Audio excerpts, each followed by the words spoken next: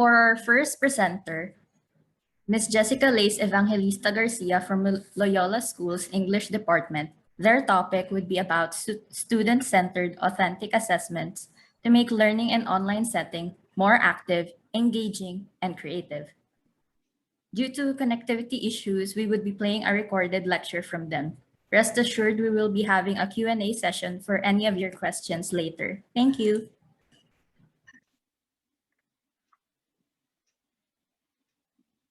Presentation.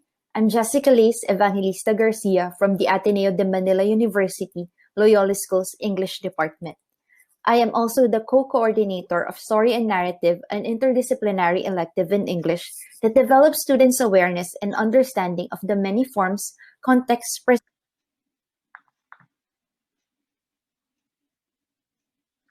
Hi, I just want to check. Can you hear the presentation? Yes po.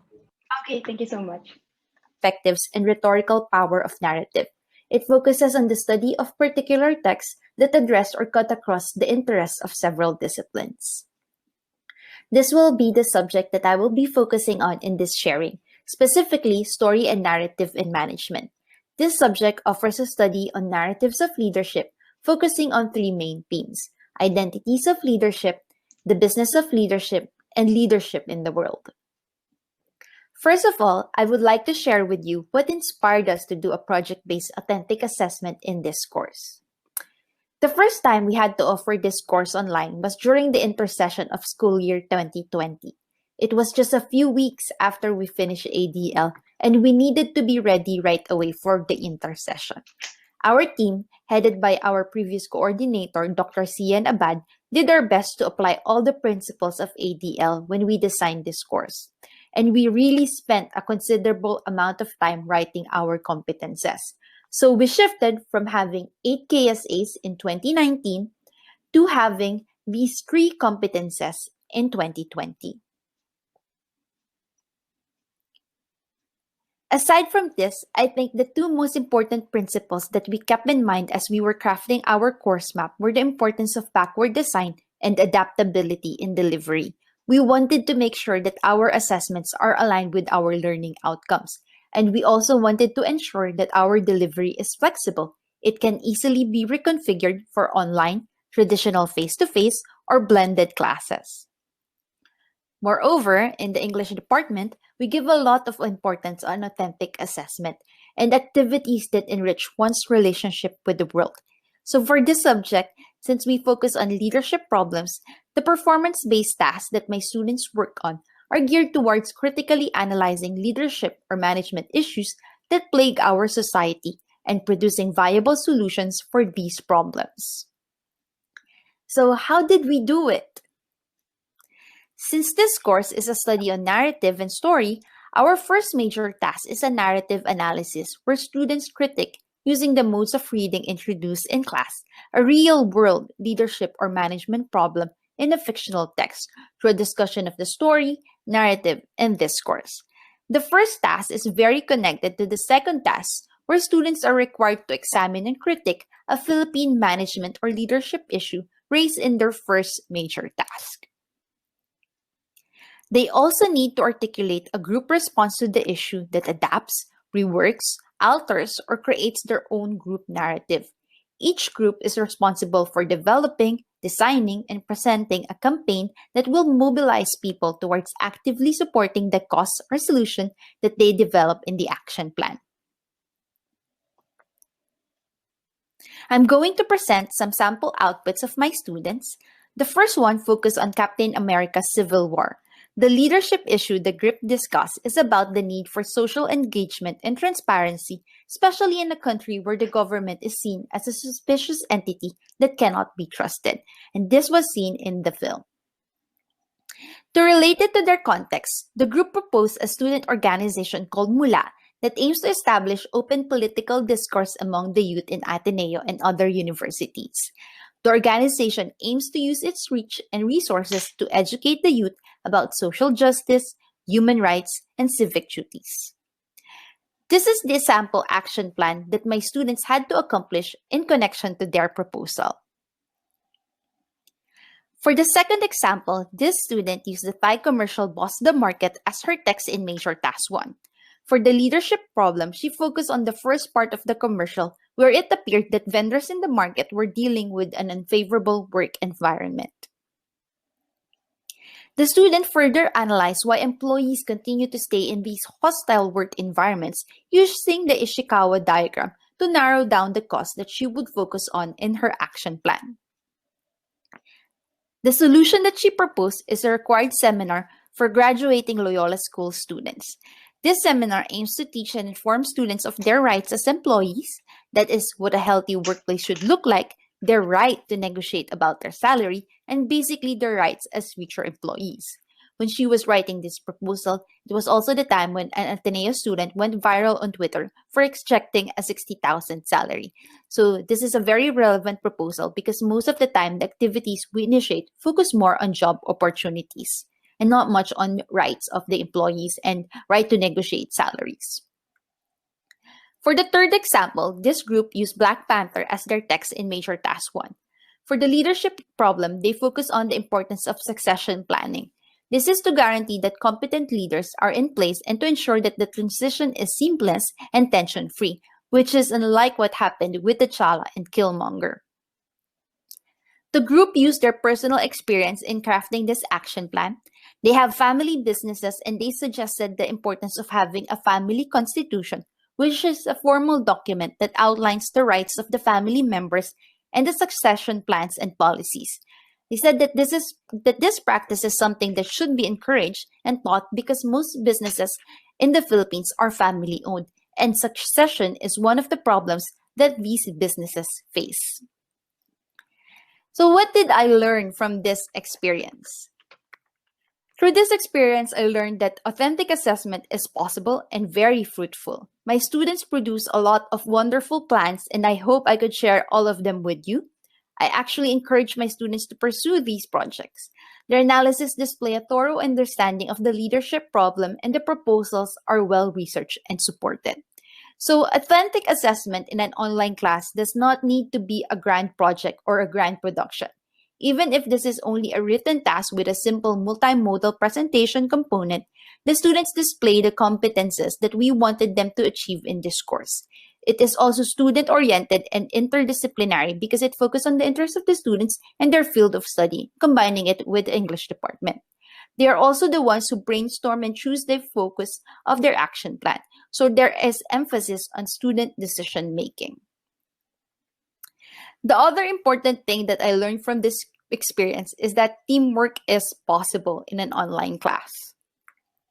There are 3 things that I would like to share with you, and these are the things that I ask my students to do to ensure effective teamwork.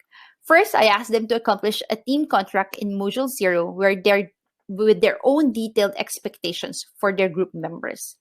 Second, they are required to submit a group progress report after each task. Third is the peer evaluation, which forms as part of the student's grade. Thankfully, in my 4 quarters of teaching this class, I think there were only 3 groups that had to use the divorce clause in their group contract. Almost all of the teams reported that they worked well with each other, even if some of them didn't know one another. They also said that it's also very valuable when they are given the opportunity to choose their own group. The last thing I learned is the importance of being clear about your assessment and what students are expected to produce in this class. In Module 0, I have a very detailed discussion of the assessments, and each task is accomplished through a step-by-step process from group brainstorming and discussion to topic proposal, outlining and sharing of the initial action plan with the whole class through a discussion board activity so they can get the inputs of their classmates on how they can further improve their strategy. The last part is the presentation. In between these are team check-ins or consultations to ensure that the students are guided along the way. For this, I think it adheres to the ADL principle of content, coach, and community. So that sums up my presentation. Thank you so much for listening.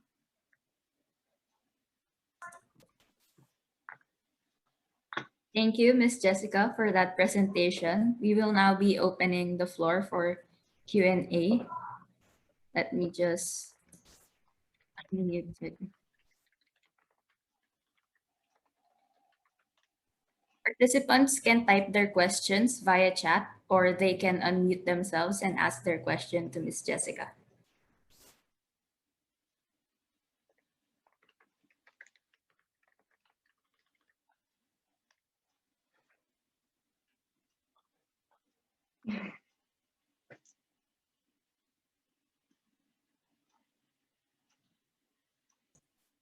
We have Hi. one question from Lian Habana. How do you operationalize the team contract? I can share with you a sample team contract so you'd see how I did it with my students. I'll just get my file and then I'll share the sample. And for multimodal, it means that it's not just a written task. There you can do it through a PowerPoint, video, so multimodality. Let me just get the team contract so I can show it.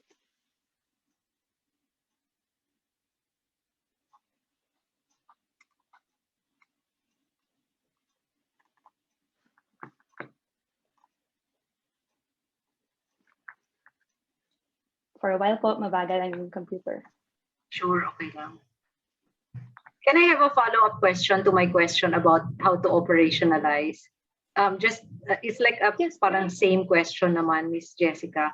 Opo, About opo. so how to operationalize the team contract. Do you have to No. check on them? Parang sine-check mo ba that they're actually doing the terms of the contract?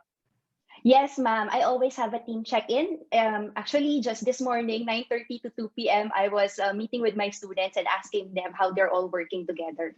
This is our, I think, fourth or third week in the Intersession. So I always have a team check-in po. And then in your modules, or in my own modules, I always have there a part where I ask them if they need to check in with me in case there is no scheduled consultations po. Okay, thank you. Okay. I'll just share my screen po.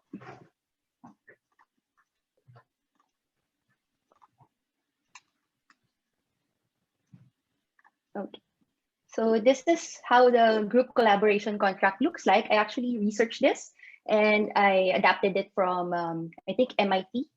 And each member has to accomplish this and then upload their contract. That's on module 0.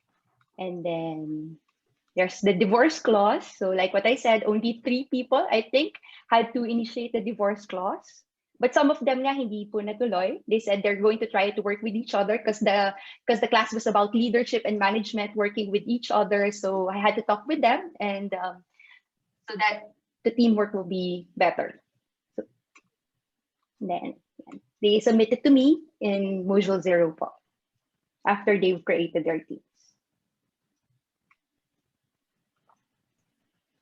Another question po from Mokadator. Are there any challenges and major hitches? How did you resolve them, if there are? You know what surprised me really was my students were really doing very well in the class. If I'm going to compare this with my face-to-face classes, I don't know how things are with my students, but I told them every quarter that I don't know what's happening with them, but I think their output are really exceptional. So there was no major challenge aside from those 3 groups that I mentioned that had a difficult time. Sometimes students face personal issues. That's why we have to give them an incomplete grade, but they were able to submit their tasks even after the quarter is over. So there were no major issues. And I think what really helped me was ensuring that the modules are very well structured and it's a step-by-step process. And I check on my students every week. Another question from Vaughn. How many templates were they provided? I noted there was an MVP canvas, a fishbone diagram, etc. Or was this something they were free to choose? The worksheets were required assessments. Those are the main assessments. There were no essays. And then for major task 1, there are 2 worksheets, 2 steps, topic proposal, and then the narrative application. And then for major task 2, which is the main authentic assessment, the leadership issue, it has a brainstorming activity, the fishbone activity, the fishbone that you saw, that's one worksheet. And then after they've decided the proposal, before they do their own action plan in the discussion board, what I ask them is to put their initial action plan so that their other classmates can comment on it. And I think this was a very fruitful activity because I'm not a management major. They are, and they are the ones who can give better solutions. So that was a very fruitful and engaging activity so that these students can even improve their action plans. And then the last worksheet is the action plan itself, the ones that the image that I showed you that had a lot of pages. So it's a group project. That's why it's quite comprehensive. And then for the rubric, I have a very detailed rubric for this. My rubric is actually very long because I don't want my students to question me. So I use a single point rubric. And I think I learned that from Miss Frances Perez, who's here as well. And she, I think, read about it from Cult of Pedagogy. And that rubric was very helpful. I can also get a sample and show it to you so you can look into it. Another question, is the assessment a group grade? Is there an instance when a member of a group tolerate a member who is a freeloader because of friendship?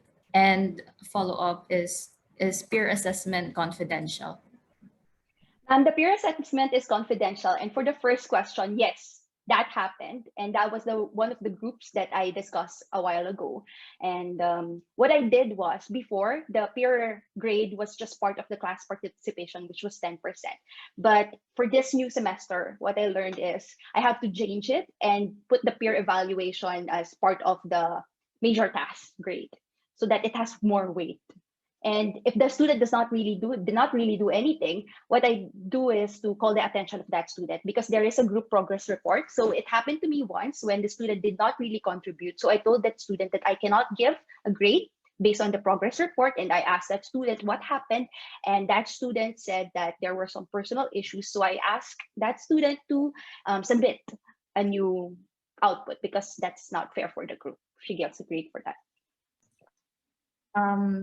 Philip congratulates you for the presentation and asks, are there Thank you po. authentic assessment also assessed by subject matter experts? For family business project, is there also any assessment done by faculty who are teaching or professionals who have family businesses, or is the output forwarded to their business teachers, for example? I think no, but that is one of our wishes in the English department, that we could collaborate more with the other departments so that they can give their input. Pero wala po as of now. So hopefully meron in the future. How much team check-ins did you do? It was on a weekly basis po. I do team check-ins on a weekly basis. Miss Ariel is asking, very insightful sharing. What are the examples of definite specific activities that scaffold the learning needed to accomplish major tasks? How does reading of text narratives contribute the authentic assessment? Okay. I can show you the step-by-step process through I can screen share my modules. But before that, this is the rubric that I have for my students. I put this after each task. And this is another type of rubric because I have another one in my syllabus. So I told you I'm very detailed. So, and it's also good because I don't have to repeat my comments and my feedback. So I tell my students how they exceeded the expectations or how they met the expectations and the things that they can further improve. So I find this very useful because I can really tell my students. I can be objective in my feedback to them. So this is a sample rubric that I have. And for the step-by-step process po, I will share with you how I did it po. Sorry, kinakabahan ako eh.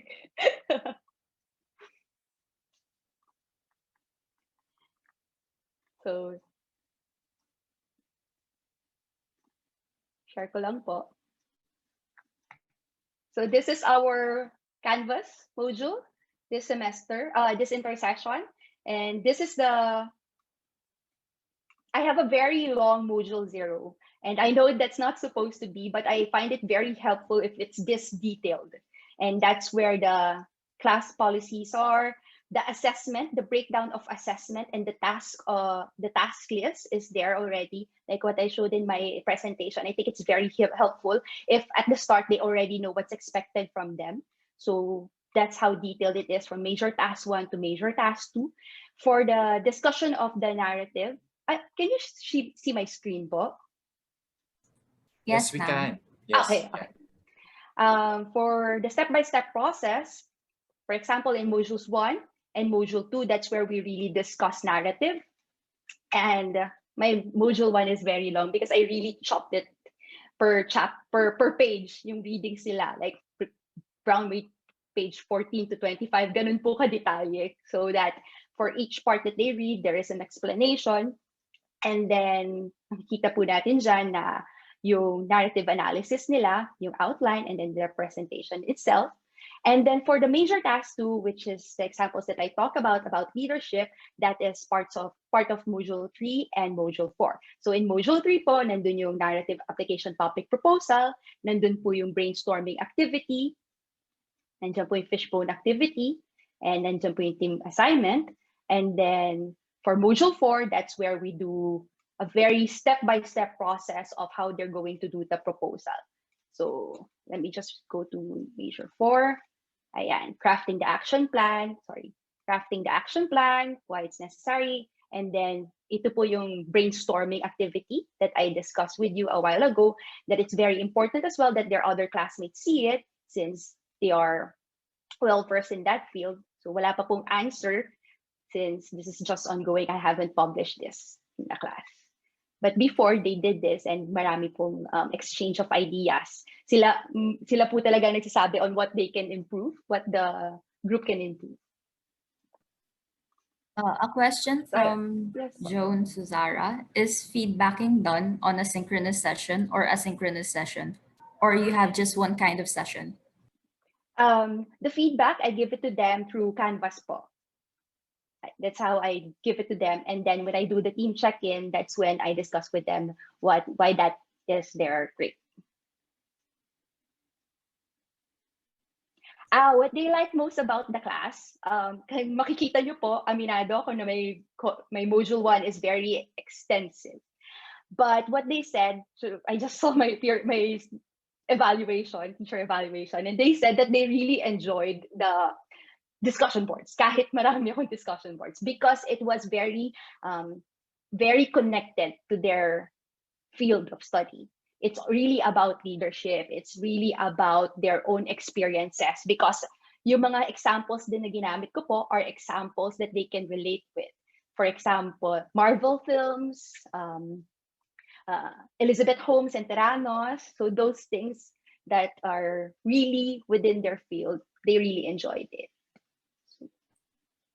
So I think what's very what's very helpful is looking for discussion prompts that would get in touch with your students' context or background. Just a question from John. Did you encounter instances when students complain about too much coursework in your modules, and how did you deal with them? Yes po, that happened, especially in Q1, kung masyadong marami. So what I did was to tweak it. I really tweak it. Some are just participation discussion boards. So if they don't want to answer, that's fine. But the others are process tasks. So makikita niyo po dyan, participation, graded tasks po, that means it's a requirement. Yung iba, hindi po. Thank you so much po. Yes, it's very detailed po. So ayan po. The total graded activities, we have 2 major tasks po. And then for each task, there is a written component and a multimodal presentation po. But I don't ask them to do a synchronous presentation because of internet problems or internet issues. So they just submit to me an infographic. But since this coming school year, it's a semestral, it's semestral na, the setup is semestral, so we will have more time, so I'll probably do a presentation. How many total graded activities do you have, and are the discussion boards graded? From Patricia. Yun po, yung major task 1, major task 2, so 4 po yun. two each, and then there is an individual output for the reflection paper, and then for the discussion boards, yes po, they are still graded, and the rubric is the rubric that we use in the English department. So 4 points po, 4 points yung highest.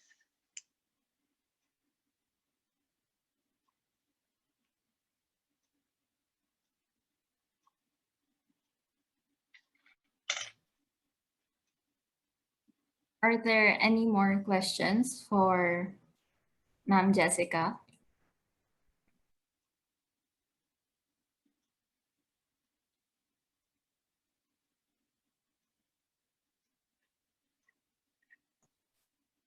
From Patrick, are assessments and content departmentalized? I admire the academic freedom and structure employed by the course facilitator. So we have the same learning outcomes, and then we also discuss the assessments, but we have 4 different strands. So we are also free to make our own or to tweak the assessments based on the strand that we're teaching. So not everyone would probably deal with a leadership issue. Not everyone would ask the students to make a proposal for a management problem. So depende po talaga yun sa strand po.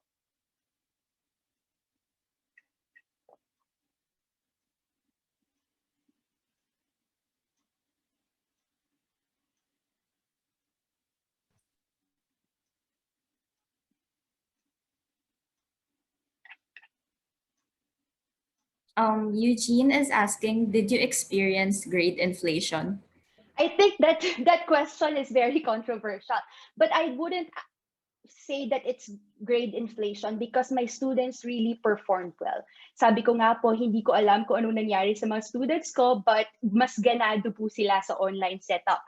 And I know there are complaints from others that hindi okay yung online setup, but I think if you follow the ADL principles, talagang ADL talaga ang pinalo ko. If you follow it really well, if you keep your students' context and background in mind, if you make things manageable and interesting for them, they would really perform well. So for grade inflation, ang dami ko pong matataas na grades, but hindi po makatarungan if I give them a lower grade kasi ang ganda po talaga na output nila.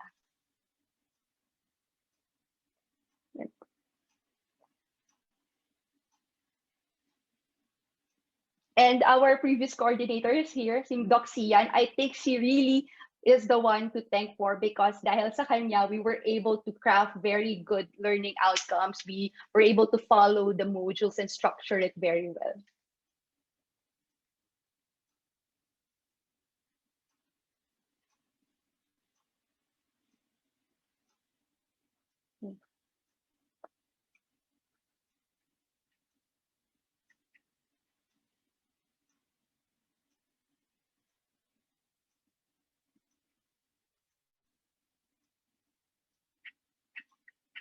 Yes. I just want to show you my rubric po kasi yung kanina pinakita ko po yung feedback that I attached to my students' output, but I was able to find my rubric already. So this is the single point rubric that I include in my syllabus. So yan po siya. It looks like that po.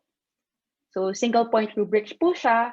And nakalagay po dyan, standard not met, standard partially met, standard met, and exceeds expectation. I think this is a more useful way of grading students' output, yung single point rubric. A participant is asking to see the 3 competencies drawn from the 8 course learning outcomes. Okay po. It's here din po sa syllabus. So these are the 3 competencies po. And Also their a partner question. KSA. Yes.